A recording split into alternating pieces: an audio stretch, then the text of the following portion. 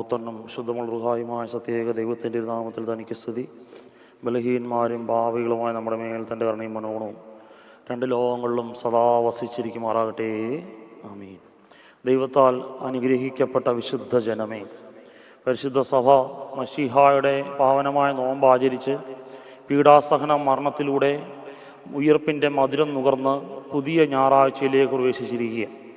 ഉയർപ്പ് പെരുന്നാളിന് ശേഷം ആദ്യത്തെ ഞായറാഴ്ചയാകുന്ന ഇന്ന് പുതിയ ഞായറാഴ്ച എന്ന് പിതാക്കന്മാർ നാമകരണം ചെയ്തിരിക്കുമ്പോൾ, ക്രൈസ്തവ വിശ്വാസപ്രകാരം വിശുദ്ധഗ്രന്ഥത്തിൻ്റെ അടിസ്ഥാനത്തിൽ കർത്താവ് തൻ്റെ ശിഷ്യന്മാരിൽ ഒരുവനായിരുന്ന തോമസ് ലീഹായുടെ വിശ്വാസക്കുറവിനെ പരിഹരിച്ചു കൊടുത്തതിൻ്റെ ദിവസം കൂടിയായിട്ട് സഭയിൽ നിന്ന് ആചരിക്കുകയാണ്.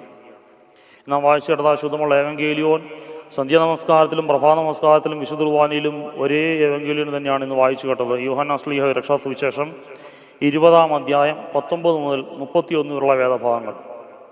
ഇവിടെ 2 തവണ കർത്താവ് അവർക്ക് പ്രത്യക്ഷപ്പെട്ടതായിട്ട് പറയുകയാണ്. ആദ്യം വന്നപ്പോൾ തോമാസ് ലീഹ ഇല്ലായിരുന്നെന്നും രണ്ടാമത് വീണ്ടും തോമാസ് ലീഹ ഉള്ളപ്പോൾ വന്നു എന്ന് പറയുമ്പോൾ ഇവിടെ ശ്രദ്ധേയമായ ചില ദൈവശാസ്ത്ര ചിന്തകൾ. ഒന്ന്, എൻ്റെയും നിൻ്റെയും ദൈവം എന്ന് പറയുന്നത് ദൂരെ മാറി നിന്ന് എന്നെയും നിന്നെ വിമർശിക്കുന്ന ഒരു ദൈവമോ കുറ്റപ്പെടുന്ന ഒരു ദൈവമോ അല്ല. ഞാനും നീയും ഒരു കൊച്ചുകുട്ടി തൻ്റെ അമ്മയുടെയോ അപ്പൻ്റെ അടുക്കൽ തെറ്റായ സംശയങ്ങൾ ചോദിച്ചാലും അവരത് സ്നേഹപൂർവ്വം തിരുത്തി കൊടുക്കുന്നത് പോലെ ദൈവം മുമ്പാകെ നാം ചോദിക്കുന്നത് തെറ്റോ അറിവില്ലായ്മ കൊണ്ടുള്ളതായ ഭോഷത്തരങ്ങളോ ആണെങ്കിൽ പോലും അതിന് ശിക്ഷിക്കുന്നവനോ ശാസിക്കുന്നവനോ അല്ല. കുഞ്ഞെ, ഇതല്ല ശരി, ഇതാണ് ശരി എന്ന് പറഞ്ഞുകൊണ്ട് തെറ്റിനെ ചൂണ്ടിക്കാണിച്ചിരിക്കുകയും ശരിയെ ഉപദേശിച്ചു തരികയും ചെയ്യുന്നൊരു ദൈവമാണെന്ന് വേദം നമ്മളെ സാക്ഷീകരിക്കുക. താൻ ഏറെ സ്നേഹിച്ചിരുന്ന തൻ്റെ അപ്പോസ്തലന്മാരിൽ ഒരുവനായ തോമസ് അപ്പോസ്തലൻ തന്നെ കണ്ടാലേ വിശ്വസിക്കുന്നു നിർബന്ധം പിടിച്ചപ്പോൾ ഒരു കൊച്ചുകുട്ടി തൻ്റെ അപ്പൻ്റെയോ അമ്മയുടെ പക്കൽ നിർബന്ധം പിടിക്കുന്ന പ്രകാരം കർത്താവ് അദ്ദേഹത്തിന് നിർബന്ധത്തിന് വഴങ്ങി അദ്ദേഹത്തെ കാണുവാൻ തക്കവണ്ണം വീണ്ടും ശിഷ്യന്മാരുടെ മുമ്പാകെ പ്രത്യക്ഷപ്പെടുക. എന്നിട്ട് പറയുക, നീ പേടിക്കുകയൊന്നും വേണ്ട, നീ ആഗ്രഹിച്ച കാര്യം ഞാൻ നിനക്ക് സാധിച്ചു തന്നിരിക്കുന്നു. നീ ആഗ്രഹിച്ചതല്ലേ, നീക്ക് എന്നെ ഒന്ന് കാണണമെന്ന്. കണ്ടോ, എൻ്റെ കൈകളിലെ ആണിപ്പാടുകളെ നീ കാണുക, എൻ്റെ വിളാപ്പുറത്തെ കുന്തത്തിൻ്റെ തുളയെ നീ കാണുക. നീ കണ്ടിട്ട് വിശ്വസിച്ചാൽ മതി, കാണാതെ വിശ്വസിക്കേണ്ട കാര്യമൊന്നും അങ്ങനെയൊന്നും ഞാൻ പറയുന്നില്ല. നേരെ മറിച്ച് നമ്മളാണ് എന്ത് പറയും, വേണേ വിശ്വസിച്ചാൽ മതി, എനിക്ക് വരാൻ സൗകര്യമില്ലെന്ന് പറയുന്ന നമ്മുടെ മുമ്പാകെ കർത്താവ് നമുക്ക് കാണിച്ചു തരുന്ന മാതൃക അന്യൻ്റെ സംശയ ദൂരീകരണം എൻ്റെ ഉത്തരവാദിത്വമാണ്. സഭയുടെ ഉത്തരവാദിത്വമാണ് മറ്റുള്ളവനെ ക്രിസ്തു ആരാണെന്ന് പഠിപ്പിച്ചു കൊടുക്കുക എന്നുള്ളത്. ക്രിസ്തു ആരാണെന്ന് പഠിപ്പിച്ചു കൊടുക്കുമ്പോൾ വെറും വാക്കുകളിലൂടെ മാത്രം ക്രിസ്തുവിനെ പഠിപ്പിക്കാൻ കഴിയുകയില്ല.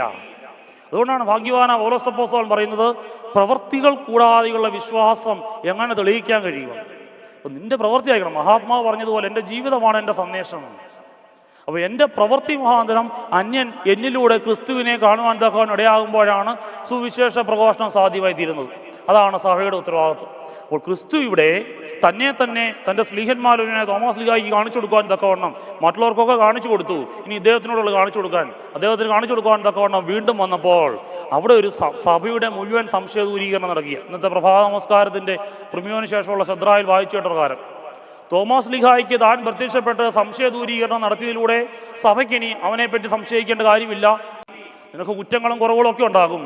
ആ നോമ്പനുഷ്ഠാനത്തിലൂടെ, ഉപവാസത്തിലൂടെയും, കുമ്പിടിയിലൂടെയും, യാമനമസ്കാരങ്ങളുടെ പൂർത്തീകരണത്തിലൂടെയും, വിശുദ്ധ കുമ്പസാരം എന്ന കൂദാശയിലൂടെയും, വിശുദ്ധ കുർബാനാനുഭവം എന്ന ധന്യ നിമിഷത്തിലൂടെയും നീ ഒരു പുതിയ സൃഷ്ടിയായി തീർന്നിരിക്കുന്നു. ഇനി നീ എന്ത് ചെയ്യണം? ലഭിച്ച നന്മയെ നഷ്ടപ്പെട്ടു പോകാതിരിക്കുവാൻ തക്കവണ്ണം തോമസ് അപ്പോസ്തലൻ ഏറ്റു പറഞ്ഞതുപോലെ എൻ്റെ കർത്താവും എൻ്റെ ദൈവവും, ഇത് വേറൊരുത്തൻ്റെ ദൈവമല്ല, എൻ്റെ ദൈവമാണ്. ഓരോരുത്തരും അവകാശത്തോട് വിളിക്കാൻ കഴിയണം, ഇത് എൻ്റെ ദൈവമാണെന്നുള്ളത്. ആ മാനസിക സംതൃപ്തിയോടെ ആ ദൈവത്തെ കാണുവാനും അവൻ ഞാൻ വിളിച്ചാൽ വിളിക്കുന്ന നേരത്ത് ഇറങ്ങി വരുന്നവനാണെന്ന് പൂർവ്വപിതാവായ ഇയ്യോബ് നമ്മളെ പഠിപ്പിച്ച പ്രകാരം അവനെ വിളിച്ച് നമ്മുടെ മുമ്പാകെ പ്രത്യക്ഷനാകുവാൻ തക്കവണ്ണം, ഞങ്ങളോട് കരുണയണിയുമെന്ന് പ്രാർത്ഥിക്കുവാൻ തക്കവണ്ണം ദൈവത്തിൻ്റെ പരിശുദ്ധാത്മാവ് ബലിയിലുള്ള സംബന്ധവും വചനകേൾവിയും മുഖാന്തരം നമുക്കെല്ലാവർക്കും ഇടയാക്കി തീർക്കട്ടെ എന്ന് പ്രാർത്ഥിച്ച് നന്മകളെ നേർന്നുകൊണ്ട് നിർത്തുന്നു. ദൈവം അനുഗ്രഹിക്കട്ടെ.